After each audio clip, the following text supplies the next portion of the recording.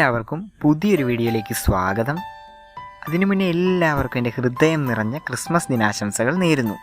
ഇന്ന് നമ്മൾ വരയ്ക്കാൻ പോകുന്നത് ഉണ്ണി യേശുവിൻ്റെ ജനനം അഥവാ നേറ്റിവിറ്റി സീനാണ്. വീഡിയോ എല്ലാവരും മുഴുവനായും കാണുവാൻ ശ്രമിക്കുക.